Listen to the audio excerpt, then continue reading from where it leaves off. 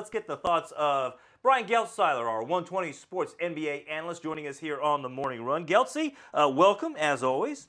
But I want to get your thoughts on Blake Griffin, who's going to have minor surgery on his right knee sometime this week and could be out until about mid-January.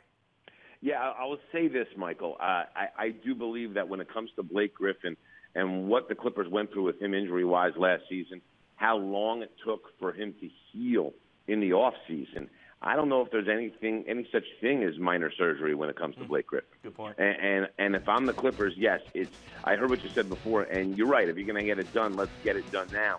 And last year they played very well. They adjusted their style of play without Griffin, and they played a 4-out, 1-in set on offense. And defensively, they were certainly able to cover. And I think they'll be able to do that as well this year. I think they'll be okay without him for 3-4 weeks time, if it's 3-4 weeks time.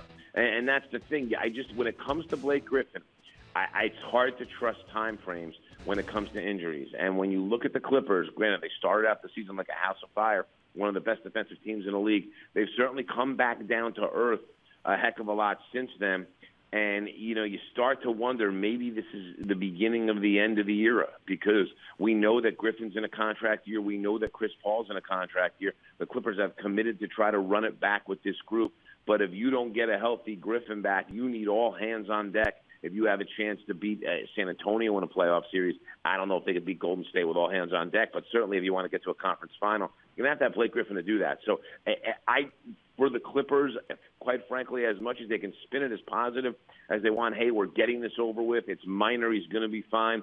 It's hard to buy all that because of what we've seen in the past, and I think this is an enormous, enormous issue for the L.A. Clippers that could linger well into the regular season and potentially into the playoffs. Yeah, well, no, you make a valid point there, certainly given his injury history. But I'm just wondering, we had this discussion earlier, Alexa and I did off the top of the show.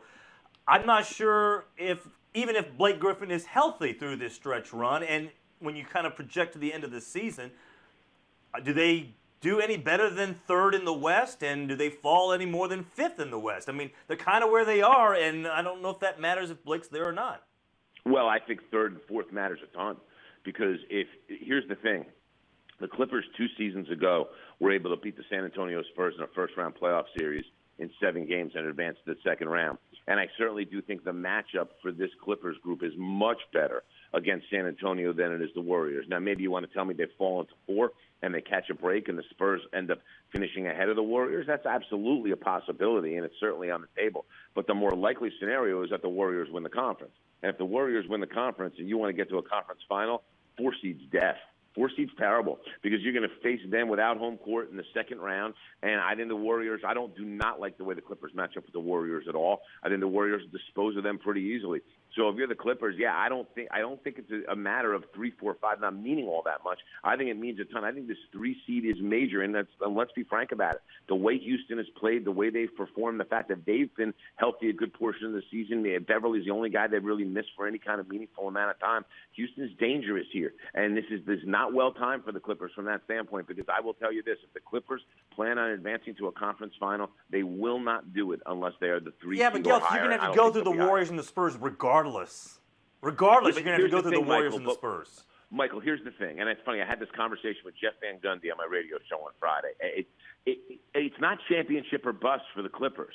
A successful season is different for every single team in the league. And if you're the Los Angeles Clippers right now, of course you want to eventually win a championship, but you have not been able to break through to a conference final, and you've had a lot of opportunities to do it. If this group's going to stay together, you have to get to a conference final. And if you don't, they're not going to win the championship. They're not coming out of the West, and they're not beating Golden State. But that championship or bust mentality is not where they are. They'd love to win a championship, and they think they have the talent to do it. I'm not sure they're correct, but they think they do. But this group gets broken up if you don't go to a conference final. If you go to a conference final, it is highly possible that they pay Griffin and they pay Paul, and Steve Ballmer pays whatever luxury tax he has to and keeps this group together. They're not going to keep this group together with another second-round exit, and that, to me, is the important element here.